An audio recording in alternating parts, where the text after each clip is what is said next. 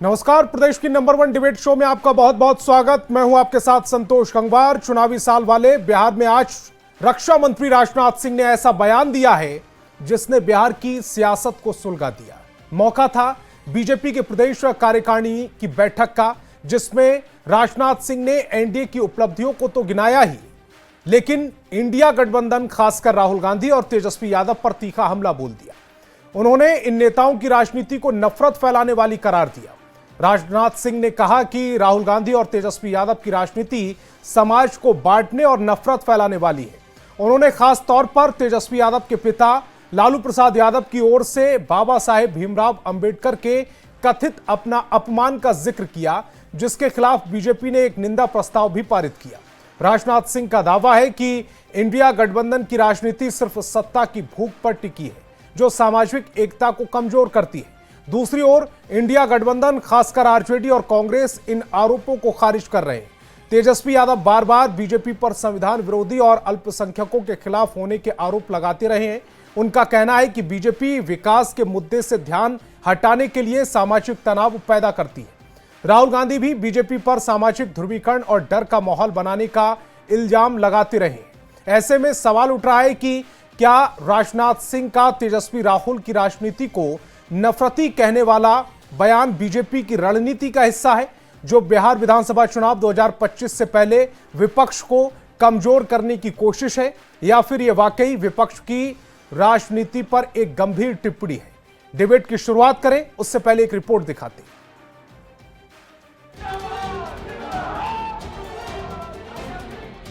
अगर बिहार का खोया हुआ गौरव कोई शक्ति लौटा सकती है तो केवल भारतीय जनता पार्टी और एनडीए ही लौटा सकती है, और कोई दूसरा नहीं लौटा सकता। बिहार को उसका खोया हुआ गौरव लौटाने की ताकत सिर्फ बीजेपी में है। ये दावा किया है देश के रक्षा मंत्री राजनाथ सिंह ने। उन्होंने कहा कि बिहार पिछड़ा राज्य नहीं था, पर कांग्रेस और आरजेडी जैसी पार्टियों ने कुर्सी के लालच में बिहार को ऐसे अंधेरे में ढकेला जिससे आज तक राज्य उभर नहीं सका है। पर अब नीतीश कुमार के नेतृत्व में बिहार तरक्की कर रहा है। पिछले 2 दशकों में भाजपा और मुख्यमंत्री श्री नीतीश कुमार जी के नेतृत्व में बिहार ने अभूतपूर्व प्रगति की है। पुरानी जंगल राज की छवि को बिहार ने काफी हद तक तोड़ दिया है, और जो भी सकारात्मक बदलाव बिहार में हुए हैं वह स्पष्ट रूप से अब लोगों को दिखाई दे रहे हैं। राजनाथ सिंह ने भ्रष्टाचार के मुद्दे पर भी विपक्ष को घेरा और कहा कि एनडीए के मुख्यमंत्री हो या उप मुख्यमंत्री या कोई मंत्री, कोई माई का लाल उंगली उठाकर नहीं कह सकता कि उनके दामन पर दाग है। राजनाथ सिंह के बयान पर विपक्ष का कहना है कि वो आज की बात ना करके गड़े मुर्दे उखाड़ रहे हैं। वो सरकार के अपनी 20 वर्षों की उपलब्धि नहीं बता पा रहे थे, तो फिर वही पुराना कैसेट बजा रहे थे। ये बताना चाहिए था कि बिहार आखिर क्यों हर मामले में फिसड्डी है, क्यों भ्रष्टाचारियों और अपराधियों की बहार है। राजनाथ सिंह ने एक्सेप्ट कर लिया कि हाँ, बिहार को पिछड़ा राज्य जानबूझ के बना दिया गया है। पिछले 20 वर्षों में एनडीए की ही सरकार रही है। बहुत बहुत आभार आपका राजनाथ सिंह जी। चुनाव से पहले बिहार बीजेपी का हमला तेज होता जा रहा है। प्रदेश के साथ साथ अब केंद्र के नेता भी विपक्ष की बख्तियां उधेड़ने में लगे हैं, तो विपक्ष इसे एनडीए की छटपटाहट करार दे रहा है। न्यूज़ 18 के लिए पटना से संवाददाता शैलेंद्र के साथ विनीता मिश्रा की रिपोर्ट। तो डिबेट की शुरुआत करें उससे पहले आज के सवालों पर आते। आज बहस बिहार की में हम पूछेंगे, तो सवाल सबसे पहले इस समय आपकी टेलीविजन स्क्रीन पर, राजनाथ के निशाने पर इंडिया गठबंधन क्यों आया? राजनाथ ने आरजेडी कांग्रेस को नफरती क्यों कहा है? सवाल नंबर 3, नीतीश की सीएम उम्मीदवारी का बार बार ऐलान क्यों कर रहा है? एनडीए एकजुट विपक्ष कितना मजबूत है? और सवाल यह भी पूछेंगे कि सीएम डिप्टी सीएम बेदाग, ये जो बात कही गई है ये किस पर है सवाल? तो सवाल जवाब का सिलसिला शुरू करें उससे पहले मेहमानों से आपका परिचय करा देते हैं। सत्ता पक्ष से हमारे साथ जेडीयू प्रवक्ता डॉक्टर मधुरेंदु पांडे और बीजेपी प्रवक्ता पीयूष शर्मा जी जुड़ रहे हैं। तो वहीं विपक्ष से आरजेडी प्रवक्ता उत्पल वल्लभ और कांग्रेस प्रवक्ता सौरभ सिन्हा जी जुड़ रहे हैं। सभी मेहमानों का बहुत बहुत स्वागत। मेरा पहला सवाल बीजेपी प्रवक्ता पीयूष शर्मा जी आपसे, राहुल तेजस्वी की राजनीति आपको नफरती कैसे लग रही है? संतोष जी, देश के रक्षा मंत्री आदरणीय राजनाथ सिंह ने आज बिहार की धरती पटना में आकर के भारतीय जनता पार्टी के कार्यकर्ताओं के समक्ष और वहां पर उपस्थित मीडिया के समक्ष स्पष्ट रूप से यह बताने का काम किया है। उन्होंने भारतीय जनता पार्टी के कार्यकर्ताओं को आगामी चुनाव की जीत की टिप्स दिया। उन्होंने मीडिया के समक्ष कार्यकर्ताओं को यह बताने का काम किया कि भारतीय जनता पार्टी के कार्यकर्ताओं की भावना सेवा होती है, भारतीय जनता पार्टी के कार्यकर्ता की नीयत साफ होती है, भारतीय जनता पार्टी के कार्यकर्ताओं की नीति स्पष्ट होती है और भारतीय जनता पार्टी के कार्यकर्ताओं के लिए राष्ट्रहित सर्वोपरि होता है। और वहीं विपक्ष पर उन्होंने सीधा करारा हमला करते हुए स्पष्ट शब्दों में कहा है कि विपक्ष नफरत की राजनीति करती है। वही तो मैं पूछ रहा हूं कि कैसे तेजस्वी यादव और राहुल गांधी की जो राजनीति है आपको वो नफरती राजनीति लग रही है। 60 वर्षों तक देश में कांग्रेस ने जो जिस प्रकार से कार्य करने का काम किया है, देश को पिछड़े देश की श्रेणी में लाने का काम किया था और बिहार में लालू प्रसाद यादव राष्ट्रीय जनता दल ने अपने 15 वर्षों के शासनकाल में बिहार को बीमारू राज्य बनाने का काम किया था। बिहार में केवल दंगे और नरसंहार करवाने का काम किया था, जिस मंच से एक राजनीतिक दल का मुख्यमंत्री, बिहार का मुख्यमंत्री मंच से कहता हो बिहार में भूरा बाल साफ करो, जो बिहार में केवल एम वाई समीकरण, कभी माई समीकरण, कभी बाप समीकरण की बात करता हो, तो उसे आप क्या कहेंगे? उसे आप निश्चित रूप से नफरत की राजनीति करने का काम करेंगे, जो केवल एक वोट बैंक के तुष्टीकरण के राजनीति के लिए और हिंदुओं पर कुठाराघात, हिंदुओं को बांटने का काम करे, गरीब अमीर और गरीब को बांटने का काम करे, पिछड़े अति पिछड़े को बांटने का काम करे। नमाजवादी वर्सेस समाजवादी के जो शब्द आप इस्तेमाल कर रहे हैं, ये मोहब्बत बांटने वाली राजनीति है जी। नमाजवादी समाजवादी जो शब्दों का इस्तेमाल आप कर रहे हैं, आपकी पार्टी कर रही है, ये मोहब्बत बांटने वाली राजनीति है? नहीं संतोष जी, हम तो समाज के सभी वर्गों को साथ लेकर चलने वाले लोग हैं। हमारा तो नारा है सबका साथ सबका विकास। मैंने नमाजवादी शब्द की चर्चा कब की है? जब नेता प्रतिपक्ष तेजस्वी प्रसाद यादव जी पटना के द्वारा गांधी मैदान में दोनों सदनों में पास किए हुए वक्फ संशोधन बिल को कूड़ेदान में करने की बात, कूड़ेदान में फेंकने की बात कही थी, तब हमने नमाजवादी और शरिया की बात कही है। हमने ऐसे कुछ कहने का काम नहीं किया है। जब दोनों सदनों से वक्फ कानून अधिनियम को जो तो वही तो मैं पूछ रहा हूँ पीयूष जी, इन शब्दों से मोहब्बत बढ़ती है क्या? यह तो संविधान के खिलाफ, तेजस्वी प्रसाद यादव की भाषा संविधान के खिलाफ है, वो अलग विषय है। आप उस पर टीका टिप्पणी करें, उस पर उनको कटघरे में खड़ा करते, कानून का हवाला देते, उनको संविधान की परिभाषा समझाते, वो सब समझ में आता।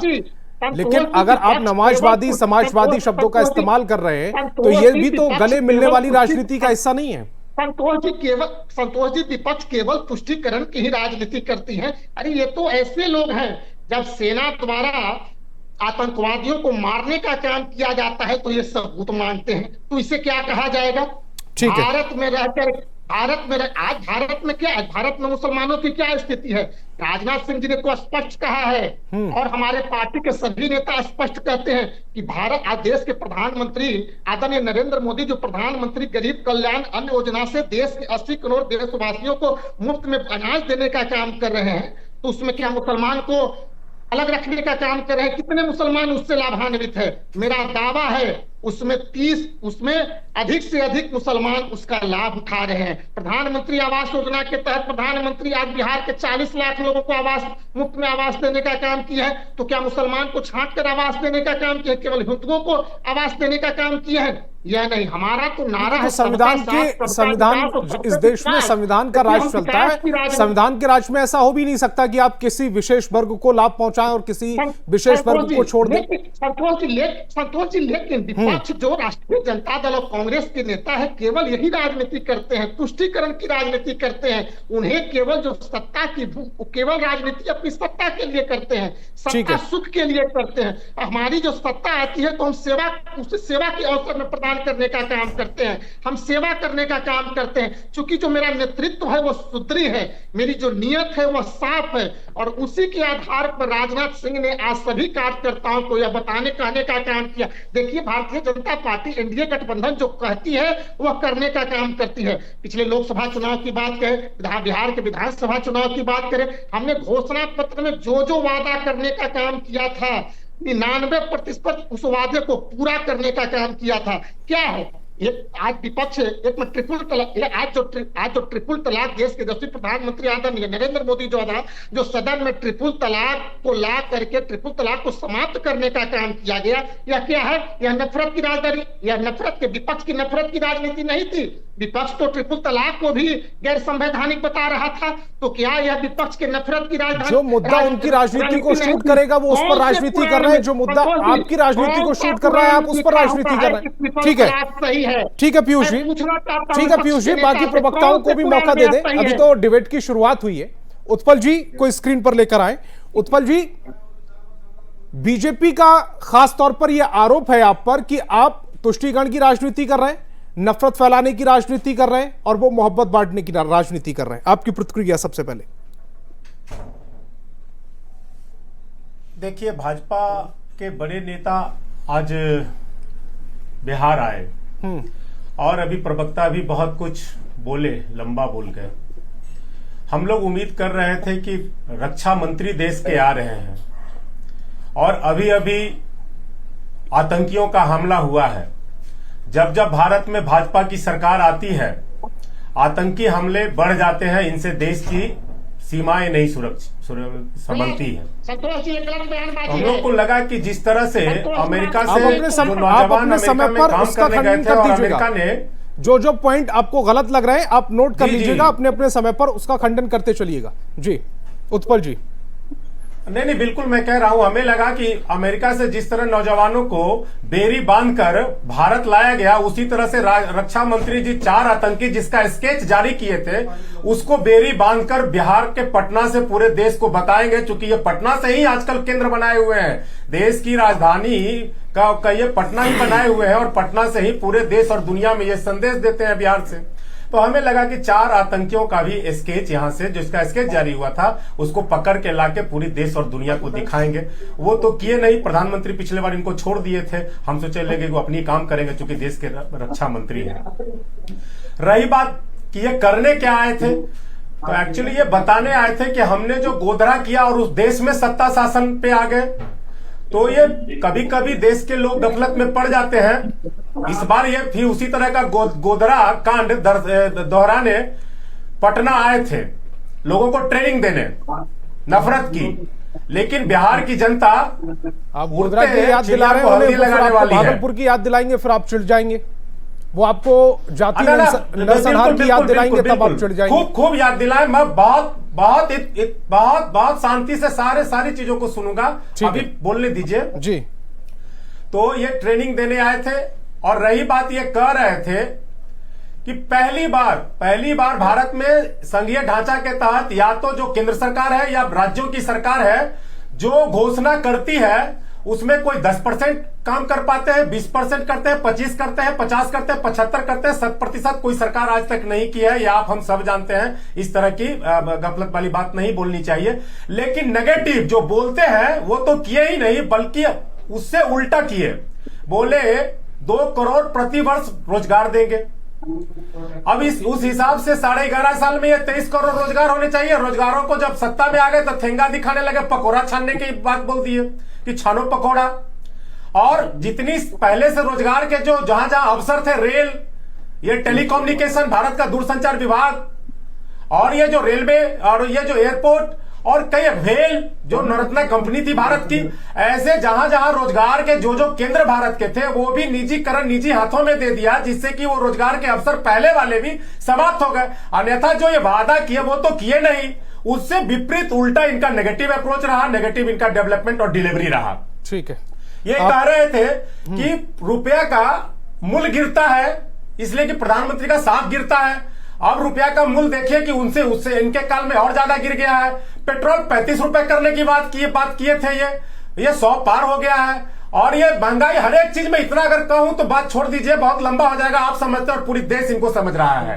अब 15 लाख देने का बोले थे, जो भी अकाउंट में था वो भी लेके चले गए, और इस तरह से ये पूरी तरह से अपने काम में विफल, राज्य सरकार विफल। उसके बाद ये कह रहे थे कि बिहार पे मैं आ जा रहा हूं। बिहार में जब लालू जी सत्ता संभाले तो 1800 कुछ करोड़ का बजट से शुरू करके, और जब राबड़ी जी अंतिम बजट पेश की ये 2005 में, मार्च 2005 में, तो वो बजट का आकार था 2400 कुछ करोड़, लगभग 2500 करोड़ का। तो ये 15 वर्ष में 13 गुना बजट का आकार बढ़ा। और जब ये नीतीश जी 2005 में, 6 में जब पहली बार बिहार का बजट पेश किए तो 2600 करोड़ से शुरू किए, और आज राजनाथ सिंह इसकी जिक्र भी कर रहे थे कि 3,16,000 कुछ करोड़ का बजट इन्होंने पेश किया। तो 20 साल में ये 11 कुछ गुना बजट का आकार बढ़ाए। तो उस मामले में भी हम लोग इनसे ज्यादा बजट का आकार बढ़ाए।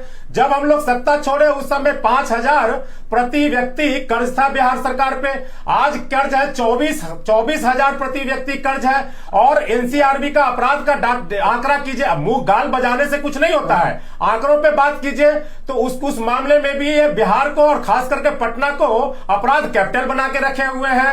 और एजुकेशन का बजट कम कर दिए, इंदिरा आवास का बजट काट दिए, गरीबों के जितने हक हुकूक थे वो कर दिए। आरक्षण का मामला देख लीजिए क्या कर दिया, नष्ट कर दिया पूरी तरह से आरएसएस और संघी के। अब तो बिहार सरकार संघी आरएसएस का भी कोटा जारी कर दिया। अब आरएसएस का क्या मैनिफेस्टो है, क्या उनका विचार है, क्या उनका लाइन है, ये पूरी देश और दुनिया जानती है। और उसके तहत बिहार सरकार का डिलीवरी भी हो रहा है। नीतीश कुमार जी अभी तो क्या पूरी तरह से वो विक्षिप्त है, उनको कोई जानकारी नहीं है क्या हो रहा है। डिप्यूट किए हुए, भाजपा के डिप्यूट किए हुए जो लोग हैं वो सरकार चला रहे हैं, और पूरी वो संघ के एजेंडा पे बिहार को ले जा रहे हैं और बिहार सरकार को भी चला रहे हैं। आपने अभी आतंकी घटनाओं की बात कही थी कि एनडीए की सरकार में आतंकी घटनाएं क्यों बढ़ जाती हैं। मैं जरा कुछ जो महत्वपूर्ण घटनाएं हैं जिनमें 50 से ज्यादा लोगों की मौत हुई है उनका जरा एक बार आपको डेटा दे दूं। दिल्ली बम विस्फोट हुआ था 2005 में, 60 से अधिक लोगों की मौत हुई थी। मुंबई ट्रेन बम विस्फोट 2006 में हुआ, 209 लोगों की मौत हुई। समझौता एक्सप्रेस बम विस्फोट 2007 में हुआ, 68 लोगों की मौत हुई। हैदराबाद बम विस्फोट 2007 में हुआ, 42 लोगों की मौत हुई।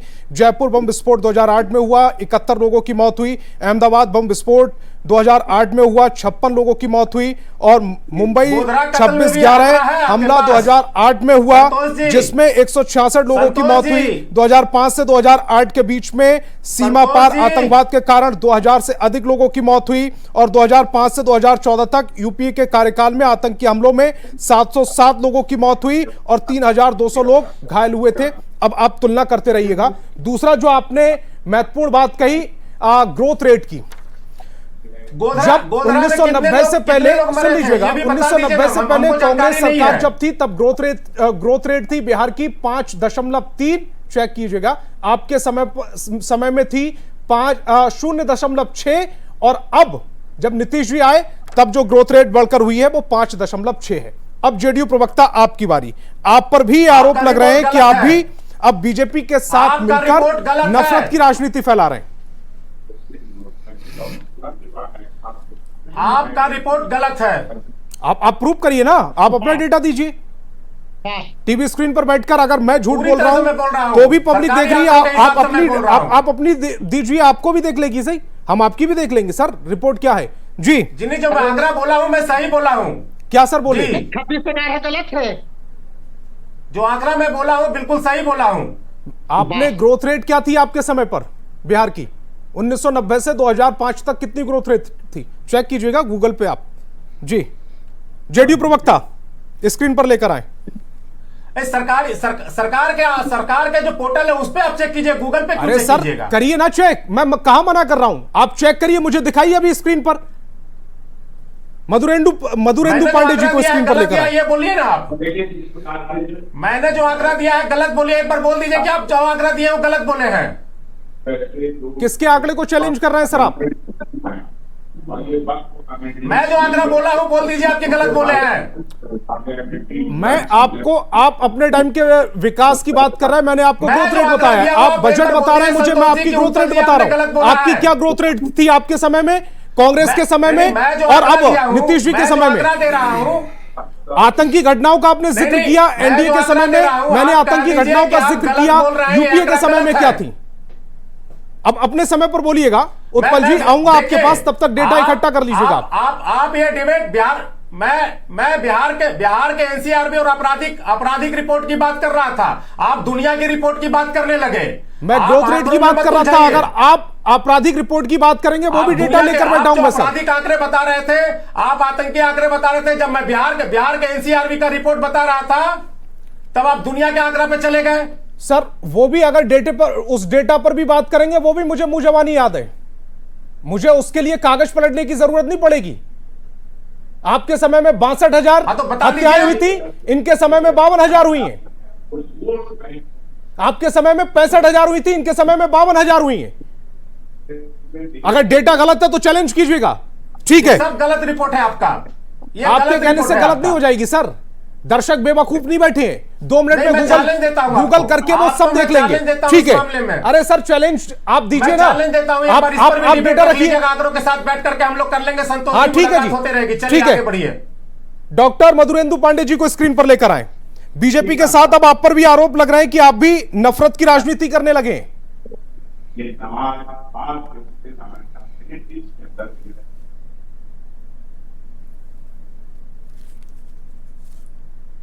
मधुरेंदु जी आवाज मिल रही मेरी? जी हाँ आवाज आ रही, बताएं। आप पर भी आरोप लग रहे हैं कि बीजेपी के साथ साथ अब बीजेपी की भी चाल आप चलने लगे, आप भी नफरत की राजनीति कर रहे हैं।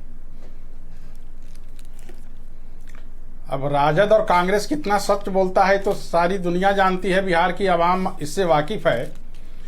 आपको बताते चलें कि लोकसभा में नेता जो प्रतिपक्ष के हैं राहुल गांधी जी और बिहार विधानसभा में नेता प्रतिपक्ष तेजस्वी प्रसाद यादव जी, ये दोनों को जो पद मिला हुआ है इसके प्रति इनको जो कर्तव्य है, जो अधिकार है, इसका कितना पालन कर रहे हैं ये देश और बिहार की जनता देख रही है। आपको बताते चले कि जब संसद में वक्फ बिल कानून जब पास हुआ, वैसे बिल को नेता प्रतिपक्ष तेजस्वी प्रसाद यादव बोलते हैं कि कूड़ेदान में फेंक दो एक सभा में। ये बताइए तो कितनी बड़ी संविधान का और भारतीय लोकतंत्र का हनन है। ये तो पूरा सरासर बिहार की जनता आवाम देख रही है।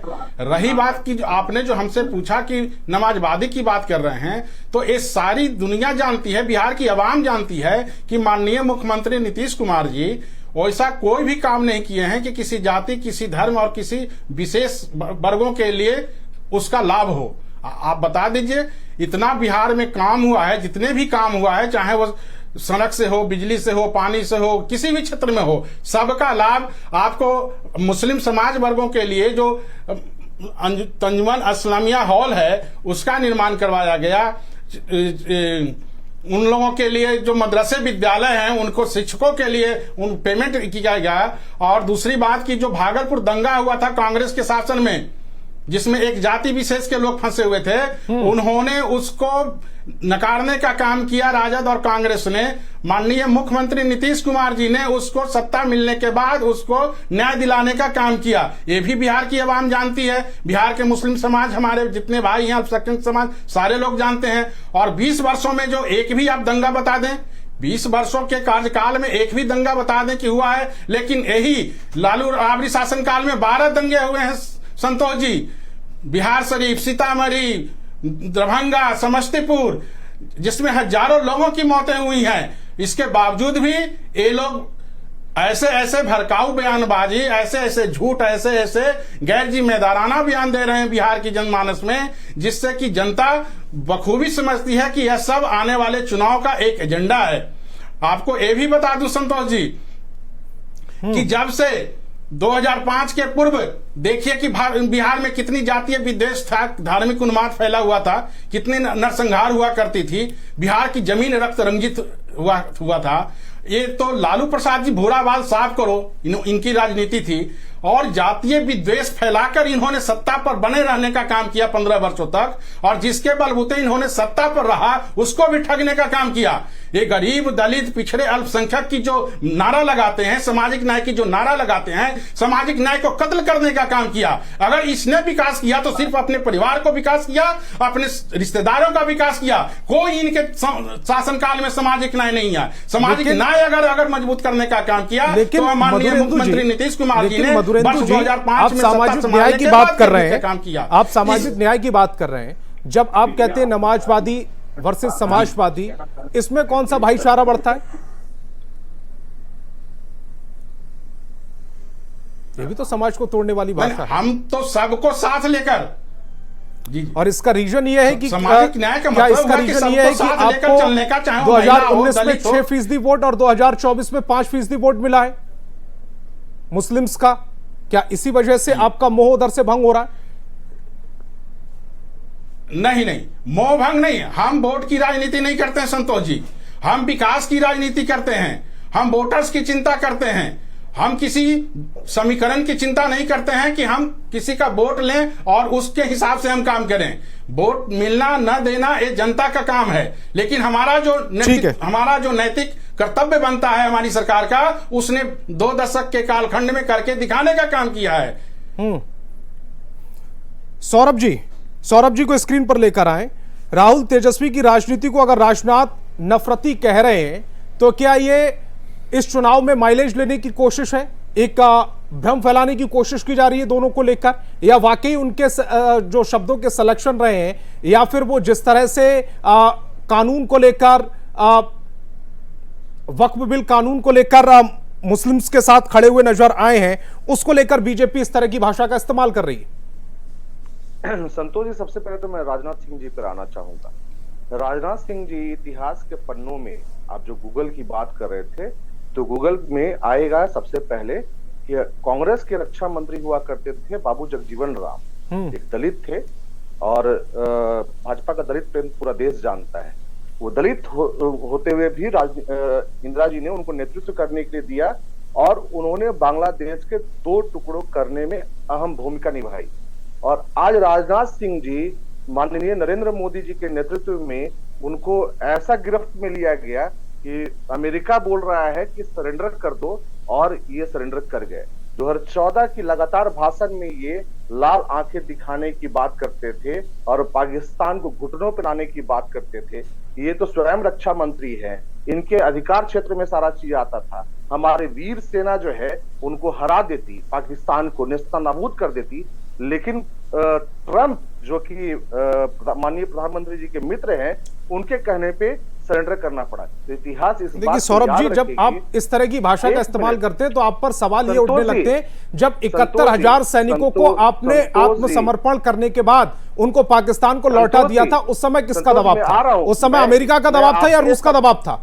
सवाल फिर आपसे भी पूछे जाएंगे ना। आप जो मामला सेना का है, या तो फिर आप उसको सेना का रहने दीजिए। जब आप उसका राजनीतिकरण करेंगे तो कई सवाल आप पर भी उठेंगे। 93,000 कुछ सौ, 71,000 नहीं, 93,000 कुछ सौ सैनिकों का सरेंडर हुआ था। और राजनाथ सिंह जी ने यहाँ करके जो भाषण दिया है, मैं उस पर जवाब दे रहा हूँ। जहां तक नफरती भाषण की बात है तो लिस्ट रंगा हुआ है। आप किसकी बात करते हैं? संजय जायसवाल, गिरिराज सिंह, साक्षी महाराज, साध्वी प्रज्ञा, अनुराग ठाकुर, नुपुर शर्मा, अपने समय पर सजादपुरा वाला, गौरव भाटिया, खुद प्रधानमंत्री जी ने ये बोला था कि कपड़े से हम पहचानते हैं, कपड़े से पहचाने जाते हैं। ये किसका भाषण था? ये नफरत कौन फैलाता है? अभी हाल फिलहाल में जो है समाजवाद के ऊपर में इन्होंने बोला कि समाजवाद और धर्मनिरपेक्ष शब्द जो है वो हटाना चाहिए संविधान से। आरएसएस के लोगों ने बोला, किसने बोला? भाजपा के लोगों ने बोला, स्वयं केंद्रीय मंत्री ने बोला। तो इनको ये भी पता होना चाहिए कि समाजवाद का शब्द जो है केटी शाह जी, जो बिहार से कॉन्स्टिट्यूशन असेंबली के मेंबर थे, उन्होंने इस सब को दिया था। कब दिया था? कब दिया था? फिर उस पर भी, उसकी टाइमिंग पर भी सवाल उठने लगेंगे। तो लोग जब संविधान सभा चल रहा था, संविधान पर जब बहस हो रही थी, उस समय उन्होंने दिया था केटी शाह जी ने। तो मैं एक ही चीज बोल रहा हूँ कि लगातार नफरती भाषण जो है ये लोग देते आ रहे हैं, और ये हमें बोलते हैं। अरे हमारे जो नेता हैं राहुल गांधी जी, वो दक्षिण से उत्तर और पश्चिम से पूरब, पूरब से पश्चिम जो है, उन्होंने पूरा देश जो है 7,000 किलोमीटर से ज्यादा जो है पद यात्राएं की, और हम लोगों ने मोहब्बत की दुकान खोली। हम बात करते हैं भाईचारे की, हम कभी भी नफरत की बात नहीं करते। हम बात करते हैं गरीब की, पिछड़े की, दलित की, ओबीसी की, ईबीसी की, इन सभी चीजों के बारे में बात करते हैं। और ये बोलते हैं कि नफरत की और भ्रम फैलाने की। अरे भ्रम हम क्या फैलाएंगे? नीति आयोग जिसके चेयरमैन खुद प्रधानमंत्री जी हैं, उनका ही ये कहना है कि भाई सारे इंडेक्स, जितने भी इंडेक्स है, उसमें बिहार सबसे पीछे है। तो सबसे पिछड़ा राज्य है, 20 साल से आप शासन कर रहे हैं। क्या आप ऐसा शासन दे रहे हैं भाई कि नीति आयोग की रिपोर्ट में लगातार जो है सबसे निचले पैदान पे है? और ये बोलते हैं, अभी बोल रहे थे भाजपा के प्रवक्ता कि उन्होंने सारा जो है वादा पूरा कर दिया। अरे 30 लाख पक्के मकान कहाँ आपने? बिहार आगे कब था? आईटी सौरभ सिन्हा जी, जब 1990 से पहले कांग्रेस थी, तब बिहार कहां पर खड़ा था? पूरी बात संतोष जी, मुझे ये पूरी बात रखने दीजिए। मैं सर आपसे डेटा ही पूछ रहा हूं। आप डेटा पर बात कर रहे हैं, मैं आपको डेटा पर पूछ रहा हूं ना। आप कह रहे हैं कि सबसे पिछड़ा राज्य जो है, मैं आपसे पूछ रहा हूं 1990 से पहले कौन सी पोजीशन पर खड़ा था? 28वें, 28 राज्यों में 28वें नंबर पर था, और 2005 से पहले भी 28वें नंबर पर ही था बिहार में। जनता अगर इन्हें चुनी है तो उसी बेसिस पे चुनी थी कि उस समय बिहार पिछड़ा हुआ था। अगर ये आज, तो आप पहले टेलीविजन पर ये मानिए कि आपने विकास नहीं किया था। सुनिए संतोष जी, वैसी बात नहीं है। मैं श्री बाबू पर भी आ जाऊंगा और भी मुख्यमंत्रियों के ऊपर में आ जाऊंगा। वैसी बात नहीं है। बिहार एक समय सबसे टॉप मोस्ट स्टेट हुआ करता था। इंडेक्स में जो है जीडीपी ग्रोथ में भी टॉप 3 के स्टेट में हुआ करता था। शुगर प्रोडक्शन में हम टॉप 3 के स्टेट। तो सर विकास ग्रोथ में आज भी टॉप पर है, 12% से ज्यादा विकास ग्रोथ है। मैं उतना नहीं जाना चाहता हूँ। मैं सिर्फ इतना ही बात कर रहा हूँ कि जो 20 साल का जो शासन चल रहा है माननीय मुख्यमंत्री नीतीश कुमार जी का, उस शासन में, और 11 साल से मोदी जी के साथ जो है डबल इंजन की सरकार चल रही है, उस शासन में बिहार कहां पहुंचा? बिहार आज टॉप सबसे नीचे है, सबसे पिछड़ा हुआ राज्य है। मैं उसकी बात कर रहा हूँ। आईटी, आप बोले थे कि आईटी हब में बनाऊंगा, अगले 5 साल में 5 लाख लोगों को नौकरी दूंगा। आईटी की स्थिति यह है कि 5,000 भी लोगों को आप नौकरी नहीं दे पाए। दरभंगा एम्स आज तक जो है वो पड़ा हुआ जैसे के तैसे। उसके अलावा जो है आपने एमएसपी की बात की थी, कहाँ है एमएसपी बिहार में?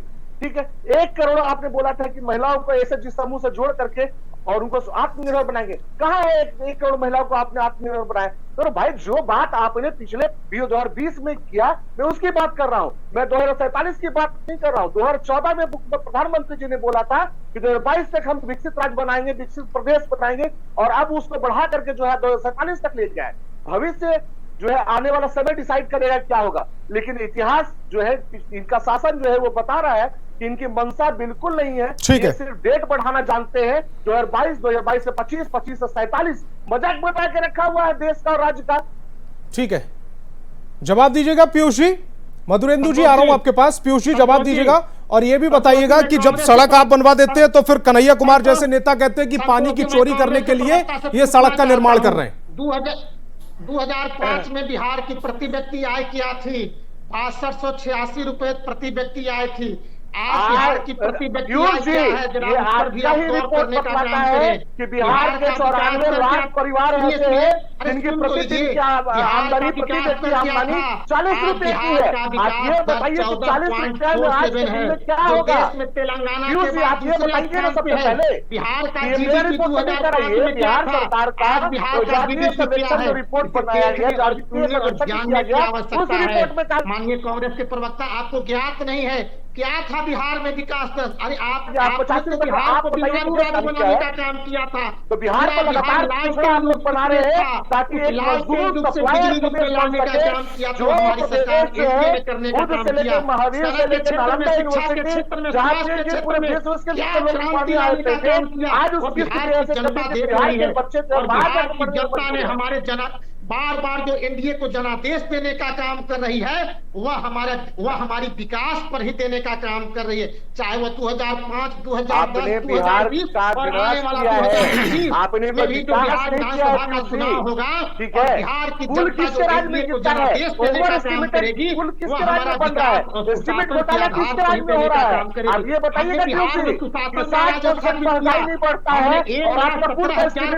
सड़कों का निर्माण करवाने का काम किया। बिहार में 10,000 से ज्यादा अस्पताल खुलवाने का काम किया। 2005 लेकिन उस अस्पतालों की स्थिति क्या है कि वो सेंटर बना हुआ है, कहीं अस्पताल खुलने के बाद में डॉक्टर नहीं है। आपको आज भी स्वास्थ्य विभाग में 35,000 खाली है। टोटल अलॉटेड जो है 55,000। सौरभ जी अपने समय पर आपको मौका मिलेगा काउंटर करने का अपने समय पर। सौरभ जी अपने समय पर आपको काउंटर करने का मौका दूंगा। जाता है वो नहीं जाता है। क्या लगातार भ्रष्टाचार यहाँ पर हो रहा है? लगातार स्वास्थ्य दवाइयों पर हाथ देखने नहीं मिल रही है। स्वास्थ्य की बात करते हैं, आप बताइए पटना में ही कौन सी सड़कें जो है कौन सी सड़कें इतनी अच्छी है जो बिना गड्ढे। ठीक है, सबकी आवाज नीचे। उत्पल जी को स्क्रीन पर लेकर आए और बाकी प्रवक्ता आराम से समझ लें। इस डिबेट का फॉर्मेट ये है, सवाल जवाब काउंटर, सवाल जवाब काउंटर। यहां पर बीच में एक दूसरे के इंटरप्ट करेंगे, जनता को कुछ समझ नहीं आएगा। मैं आपको नहीं सुन पा रहा, दो प्रवक्ता एक साथ स्क्रीन पर बोल रहे हैं, मेरे पास दो प्रवक्ताओं की आवाज आ रही है। कैसे समझूं कौन क्या कह रहा है, कैसे काउंटर किया जाएगा उस पर? उत्पल जी अपनी बात को रखिएगा। संतोष जी बारी तो हमारी थी। सबसे पहले बात, संतोष जी आंकड़ों पे बहुत आप जोड़ देकर बोलते हैं, ठोक बजाकर दावा करते हैं। मैं आपका एक आंकड़ा जो अभी बोले, हो सके टंगन सिल्फ हो सकता है, करिएगा चैलेंज कीजिएगा, मुझे अच्छा लगता है कोई चैलेंज करे जी। नहीं उस समय 93,000 कुछ 100 सैनिकों का सरेंडर हुआ था 71 में। 93,000 तो ये बता दूं जी 93,000 कुछ 100 सैनिकों का। तो क्या 26,000 अभी गलत थे? 26,000 नहीं हुए थे क्या? वो कुछ और बात कह रहे हैं, आप कुछ और समझ रहे हैं जी। अपनी बात को आगे रखिएगा। 93,000 का सरेंडर हुआ था, मैं मानता हूं जी। सरेंडर करने वाले लोग क्या बोलेंगे और क्या बोले, अभी तो कुछ सुनाई ही नहीं दिया। सच पूछिए तो सवाल आप कुछ निकाल कर लेकर आ रहे थे, हत्याओं को क्राइम से जुड़े हुए डेटा लेकर आ रहे थे, तब तक मेरी टीम ने बाकी भी डेटा भेज दिया जी। रखिएगा अपनी बात को। हाँ बोलिए। सवाल यह है कि क्या सिर्फ यही नफरत की राजनीति कर रहे हैं? आपकी तरफ से कोई ऐसा स्टेटमेंट जारी नहीं किया जा रहा? सरकारी संस्थाओं पर आप सवाल नहीं उठा रहे हैं? क्या सरकारी संस्थाओं पर सवाल उठाना नफरत की राजनीति से इतर है? क्या अपनी सहूलियत के हिसाब से आप उसको नफरत की राजनीति में फ्रेम नहीं करते? देखिए, नफरत के poster boy, international poster boy Narendra Modi हैं। ये पूरी दुनिया जानती है, भारत की बात मैं नहीं करता हूं। नफरत का इंटरनेशनल पोस्टर बॉय कैसे? नरेंद्र मोदी। और उनके साथ रहने वाले जो अभी गृह मंत्री हैं, जिसको नफरती हरकत के वजह से तड़ीपार किया गया है। अब इससे ज्यादा 2 लाइन से ज्यादा इसका विश्लेषण नहीं किया जा सकता है। ये तमाम चीज इसमें है। संतोष जी, विदेशों में जाकर के भारत के खिलाफ अपने समय पर, पीयूष जी अपने समय पर मैंने मौका दिया तो आप लड़ते रहे। डंका बज रहा है, कहीं डंका नहीं बज रहा है। ये आप लोग उत्पल जी, जनता को आप आंकड़ों की बात कर रहे थे, मैं साल दर साल आपको आंकड़े दे देता हूं दोनों के।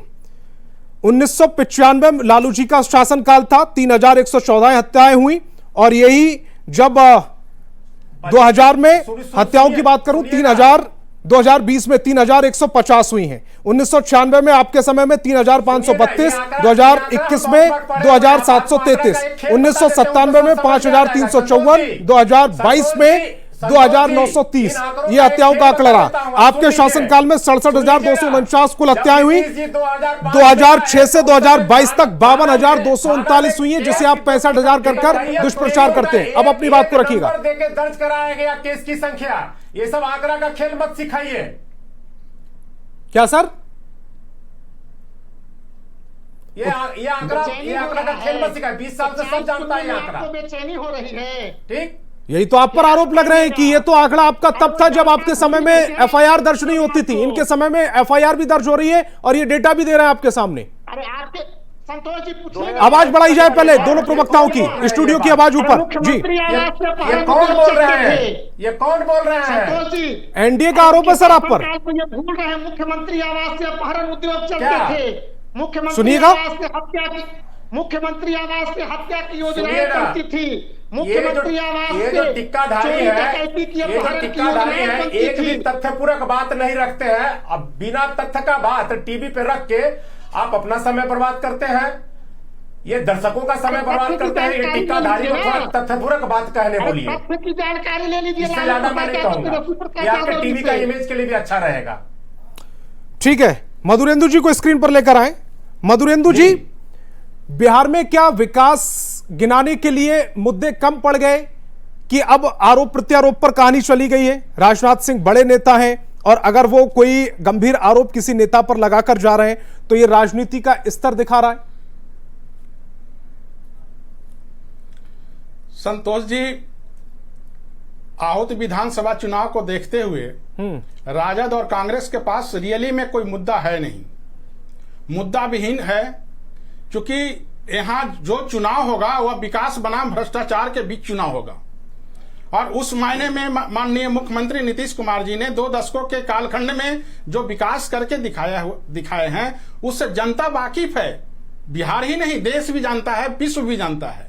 अब इनके पास कोई मुद्दा नहीं है तो अनुचित और गैर जिम्मेदाराना और भड़काऊ बयानबाजी, जातीय विद्वेष फैलाना, धार्मिक विद्वेष फैलाना, इन लोगों की शुरू से नियति रही है। सौरभ जी, इसके बाद आपका ही टर्न है, अपने समय पर पॉइंट लिख लीजिए, बोल लीजिएगा।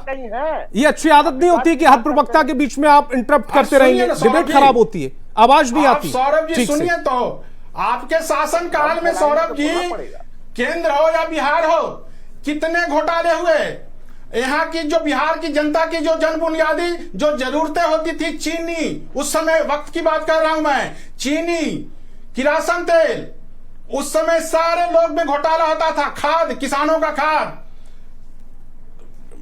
ये सब कहां मिलता था? अस्पतालों में भैंस बंधा हुआ रहता था, सुअर बेड पर रहता था। और आज आप बात कर रहे हैं कांग्रेस के लोग और राजद के लोग, जब माननीय मुख्यमंत्री नीतीश कुमार जी ने बिहार को एक नया दिशा देने का काम किया, एक नया विकसित राज्य बनाने की ओर लेकर चल रहे हैं, तब भी आपको दिखाई नहीं दे रहा है कि सौरभ जी, इसके बाद आप भी के पास आ रहा हूं, बार बार क्यों कहलवा रहे हैं की बात? तो सारे आज जो है शुगर प्रोडक्शन, सौरभ जी की आवाज कम, सौरभ जी सुनिए, तो सौरभ जी की आवाज कम। मधुरेंदु जी को एक बार अपनी बात को कंप्लीट करने दीजिएगा, उसके बाद सौरभ जी आपके पास आऊंगा, आपकी आवाज खोल दूंगा जी।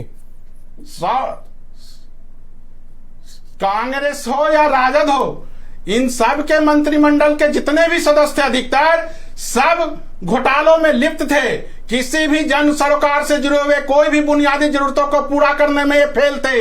नित्य हत्या, लूट, हिंसा, बलात्कार, अपहरण का उद्योग इन लोग चलाने का काम किया। बिहार के जितने भी कल कारखाने थे सब इन्होंने बंद कराने का काम किया। बिहार में सड़क नहीं थी, बिजली नहीं थी, शिक्षा नहीं थी, स्वास्थ्य नहीं था। सारा चीज देने का काम अगर किसी ने किया है तो माननीय मुख्यमंत्री नीतीश कुमार जी ने। अल्पसंख्यकों को जो न्याय दिलाने का काम किया है वह माननीय मुख्यमंत्री नीतीश कुमार जी ने। हमेशा आप लोगों ने अल्पसंख्यकों को, मुस्लिम समुदाय के लोगों को डराकर धमकाकर अपने पाले में रखने का काम किया। लेकिन वो सारे सिक्के आपके जितने भी थे वो सब माननीय मुख्यमंत्री नीतीश कुमार जी ने उनको। ठीक है, सौरभ जी को स्क्रीन पर लेकर आए, उसके बाद उत्पल जी आपके पास आ रहा हूं। सौरभ जी अपनी बात को जल्दी से कंप्लीट कीजिएगा। संतोष, दिक्कत ये है जी कि ये विकास न किए हैं, न विकास की बात करेंगे। इनको विपक्ष नफरती लगता है, जबकि महात्मा गांधी के ऊपर में गलत शब्द बोलने वाले और गोली चलाने वाले उनके पुतले के ऊपर में प्रधानमंत्री जी ने बोला था कि मैं उनको दिल से नहीं माफ करूंगा, लेकिन सदन में वो डेली आ सकती है, उनको पार्टी से निकाला नहीं जा सकता है। ये नफरती बात है। दूसरी बात जो ये बोल रहे हैं इंडेक्स का, अरे भाई हम लोग तो बार बार वही बोल रहे हैं कि क्या बिहार में या देश में 60% महंगाई बढ़ी है? ये अगर सरकार ये मान रही है कि बिहार में और देश में 60% महंगाई बढ़ी है तो आपका जो है पुल पर 60% जो आपने एस्टिमेट बढ़ाया है वो जायज है। अगर वो आप मानते हैं तो, अगर नहीं जायज है तो आप मानिए कि एस्टिमेट घोटाला हुआ है। ये राज्य ने भी किस पुल की बात कर रहे हैं आप? संतोष जी, बस 30 सेकंड, संतोष 30 सेकंड। ये पूरे राज्य के और देश की जनता ने देखा कि किस तरह से आरएसएस जैसी संस्था जो अपने आप को सामाजिक संस्था बोलती है वो सरकार के कामों में दखल दे रही है और उसके अनुशंसा पे आयोग के मेंबर बनाए जा रहे हैं। और नीरज जी जिस जदयू के राष्ट्रीय मुख्य प्रवक्ता है वो बोल रहे हैं कि मुख्यमंत्री जी को अंधेरे में रखकर ये बनवाए गए। तो ये तो मधुरेंद्र जी को ही बताना पड़ेगा कि क्या मुख्यमंत्री जी को अंधेरे में रखा गया? और जिन भ्रष्टाचार मंत्रियों का नाम ले रहे थे तो इनके वॉशिंग मशीन में ढुल के वो क्लीन हो गए क्या? विजय चौधरी हो, चाहे अशोक चौधरी हो, चाहे सम्राट चौधरी हो, ऐसे कई नाम है जो आपके भी सरकार में मंत्री पद है। इसका मतलब ये महाराष्ट्र से लेकर पूरे देश में देखा कि किस तरह से भाजपा में दागी से दागी व्यक्ति, भ्रष्टाचारी से भ्रष्टाचारी व्यक्ति आकर के उनका दाग धुल जाता है। ऐसा वॉशिंग मशीन आपने बना दिया है कि उन पर कोई केस रहता है, नहीं उनके वो कोई भ्रष्टाचार में लिप्त होते हैं। तो गजब वॉशिंग मशीन। ठीक है उत्पल जी, अपनी बात को जल्दी से कंप्लीट कीजिएगा, उसके बाद आ रहा हूं बीजेपी प्रवक्ता आपके पास, पीयूष जी। उत्पल जी अपनी बात को रखिएगा। देखिए यहाँ पे दलितों पे हमला होता है, दलित बच्ची के साथ बलात्कार होता है। जब वो अस्पताल जाती है तो 9-9 घंटा अस्पताल के गेट पे खड़ी रहती है, एम्बुलेंस पे बैठी रहती है, एडमिशन नहीं मिलता है। ये इनके लॉ एंड ऑर्डर और इनके स्वास्थ्य व्यवस्था का भी पोल पट्टी खोलती है। बालिका गृह कांड जो कि सरकारी संरक्षण में होता है, ये लोग इनको देख लीजिए। उसमें जो मंत्री हैं उन पर केस दूसरा चला के केस को डाइवर्ट किया जाता है, उन केसों को लिपापोती करके पता नहीं ये लोग कहां डाल चुके हैं। रही बात की है इंदिरा आवास और ये जो क्या बताते हैं सामाजिक सुरक्षा पेंशन, ये तमाम चीज जब हम लोग घोषणा किए तब इनको याद आता है, तब 1100 बढ़ाते हैं। ये जातीय जनगणना जैसी चीज पे मजबूरन आए तो तमाम चीज जो तेजस्वी जी घोषणा करते हैं उसके बाद मजबूरी में आते हैं। नौकरी की बात करते हैं तो 2 करोड़ नौकरी जो प्रतिवर्ष बोले प्रधानमंत्री, वो तो छोड़ दीजिए, लेकिन राज्य सरकार जो नौकरी देने की बात हुई तो यही लोग कहते थे सदन में, नेता प्रतिपक्ष थे तेजस्वी जी, ये पैसे कहां से लाओगे, पैसा बाप के यहां से लाओगे। वित्त मंत्री का स्टेटमेंट है, मुख्यमंत्री का स्टेटमेंट है, पैसा जेल से लाओगे। लेकिन जब सत्ता में आए 17 महीने के लिए तो बजट भी समझाया, दूरदृष्टा भी दिखाया और उसके बाद संकल्प भी लिया और परीक्षा भी ली। परीक्षा लेने के बाद वो रिजल्ट भी जारी हुए और 1 महीना के अंदर नियुक्ति पत्र भी बांटी गई। और अभी देखिए पेपर लीक होता है इनके समय में, क्या घोटाले हो रहे हैं। वो संजीव मुखिया अभी जेल में है। तो ये सारे कर्मकांड अगर आपको भी नहीं दिखता है, मीडिया के कर्मी को भी नहीं दिखता है और अब हम लोगों को दिखाना पड़े तो चौथा स्तंभ पे भी सवाल उठता है। आरोप लगाने के लिए मुझ पर आ गए, इलेक्शन कमीशन और बाकी जो सरकारी संस्थाएं थी वो कम पड़ गई थी, अब आप मुझ पर आरोप लगाने के लिए आ गए। सर ईडी सीबीआई कम पड़ गई थी, जो आप मुझ पर आरोप लगाने के लिए आ गए। मुझे मुझ पर आरोप लगाकर आपको वोट नहीं मिलने वाला, ठीक है। न्यूज आपको ऐसा लगता है क्या कि न्यूज नेशन का मतलब नहीं? अरे न्यूज 18 लोकतंत्र का चौथा स्तंभ न्यूज 18 है। और आपको लगता नहीं है कि देश में मीडिया की भूमिका क्या है? नीतीश कुमार जी का स्टेटमेंट सुन लीजिए। अगर मैं आपका डेटा आपके समय का डेटा अगर मैं रख दूं तो मैं अपना काम पूरा नहीं कर रहा। और आप जो कह रहे हैं उसमें हाँ मिलाता हूं तो मैं काम ठीक कर रहा हूं। आपसे सर्टिफिकेट लेने की जरूरत मुझे महसूस नहीं हो रही सर, ठीक है। और रखते रहिए उत्पल जी, मुझे आपसे सर्टिफिकेट लेने की जरूरत नहीं पड़ रही है। आप तर्क का जवाब तर्क हो सकता है, तर्क का जवाब कुतर्क नहीं हो सकता। सुनने वाले देखने वाले इतनी समझ रखते हैं कि कौन तर्क कर रहा है कौन कुतर्क कर रहा है, ठीक है। मैं कह रहा हूं ठीक है। बेसिकली आप पर आरोप लग रहे हैं कि आपने तमाम योजनाएं और तमाम जो उपलब्धियां हैं वो चोरी की हुई हैं आरजेडी से। अगर तेजस्वी यादव अपने शासनकाल में जो 2-2.5 साल के लिए आए थे बीच में, उसमें वो काम नहीं ऐलान किए होते तो आप वो काम करते भी नहीं। संतोष जी, मैं पूछना चाहता हूं इन लोगों से जो आज एक महत्वपूर्ण चैनल पर बैठ करके सर छोड़ दीजिए, मुझे सिंपैथी नहीं चाहिए, मुझे किसी से सर्टिफिकेट नहीं चाहिए, मैं अपनी लड़ाई खुद लड़ सकता हूं, ठीक है ना सुरक्षा कर दीजिए सर, मुझे सिंपैथी नहीं चाहिए। आप मेरे सवाल का जवाब दीजिए, सवाल का जवाब देंगे ये मेरे लिए बहुत अच्छा है, मेरे दर्शकों के लिए बहुत अच्छा है। ना मेरा समय फिजूल है, ना मेरे दर्शकों का समय फिजूल है। जी नहीं दिखाई दे रहा है इन्हें विकास। मैं तो पूछना चाहता हूँ इन दोनों से, तेजस्वी प्रसाद यादव 17 महीने जी मेरे कंधे का इस्तेमाल मत कीजिएगा, आप मेरे सवाल का जवाब दीजिएगा। मैं वही बात बता रहा हूं, मैं पूछना चाहता हूँ 5 महत्वपूर्ण विभाग मंत्री थे, कितने लोगों को अपने विभागों में नियुक्ति करने का काम किया? एक भी सरकार, एक भी बेरोजगार युवकों को इन 5 महत्वपूर्ण विभागों में इनके द्वारा सरकारी नौकरी नहीं देने का काम किया। यदि इनके पास डाटा और प्रमाण है तो इन 17 महीनों के शासनकाल में बस डेटा मत पूछा कीजिएगा, उस पर नाराज हो जाते हैं आरजेडी को वक्ता। जैसे ही डेटा पूछेंगे उस पर नाराज हो जाएंगे। सरकारी नौकरी देने का काम किया गया। ये नौकरी और रोजगार एनडीए सरकार की नौकरी देन की है, बात आपको जो मुझे हमारा अच्छा नहीं वादा लगता था कि है। बिहार के 14 लाख लोगों को सरकारी नौकरी देने का की काम बात आपको करेंगे। मुझे अच्छा तो नहीं आज लगता हमने है। 10 लाख लोगों को सरकारी नौकरी देने का काम किया।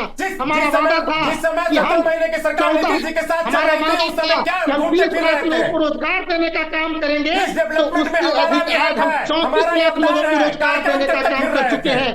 38 लाख 4 लाख और लोगों को रोजगार देने का काम हम आगामी ठीक है। करने का आखिरी 1 मिनट है मेरे पास, आखिरी 1 मिनट है। मधुरेंद्र जी को स्क्रीन पर लेकर आए, अपनी बात को रखिएगा जल्दी से। और इन लोगों को कोई विकास नहीं दिखाई दे रहा है। संतोष जी अभी नेता तेजस्वी प्रसाद यादव 30 सेकंड दूंगा सर आपको। मधुरेंद्र जी जल्दी से, समय खराब मत कीजिएगा पीयूष जी, समय खराब नहीं। मधुरेंद्र जी जल्दी से अपनी बात को रखिएगा। जो है लगातार जो है हमले बढ़े हैं। देखिए, पिछले 6 नेता महीने में प्रतिपक्ष 400 तेजस्वी से प्रसाद ज्यादा हमला यादव हो चुके हैं और ये बात कर रहे हैं लॉ एंड ऑर्डर की। अब तो पुलिस भी लॉ नेता प्रतिपक्ष तेजस्वी प्रसाद यादव भाजपा से लगा हुआ अरे है। क्या से मामला रहे हैं, है? अगर संवैधानिक पद है नहीं कि उन्होंने किसी को नौकरी दिया है। अगर नौकरी देने का अगर किसी ने काम किया है तो माननीय मुख्यमंत्री नीतीश कुमार जी नित्य नौकरी दे रहे हैं। सिपाही में, डॉक्टरी में, शिक्षा में, हर विभाग में कोई ऐसा विभाग नहीं है जिसमें नौकरी दी नौकरी नहीं दिया जा रहा है। सब में नौकरी दिया जा रहा है। केंद्रीय मंत्री नेता राजनाथ प्रतिपक्ष सिंह किसी ने से नौकरी दी है। इतिहास के अतीत को केवल सुधारने का काम किया है, बताने का काम किया है। पुलिस पर दबाव विजय कुमार चौधरी जी शिक्षा मंत्री थे, इनके शिक्षा मंत्री तो अपने बोरिंग रोड चौराहे कई एक महीना तो अपने ऑफिस में नहीं गए थे। ये लोग ठीक है उत्पल जी, जल्दी से अपनी बात 10 सेकंड में कीजिएगा झूठा है, क्योंकि समय नहीं है मेरे पास। जी जी, तो उत्पल जी, प्रतिपक्ष का जो भी आधार है सब बेबुनियाद है। ठीक है, समय की कमी, इस डिबेट को यही रोकना पड़ेगा। तमाम मेहमान मेरे साथ जुड़े, आपका बहुत बहुत शुक्रिया। और बहस बिहार की में फिलहाल इतना ही। आप देखते रहिए न्यूज़ 18 बिहार झारखंड।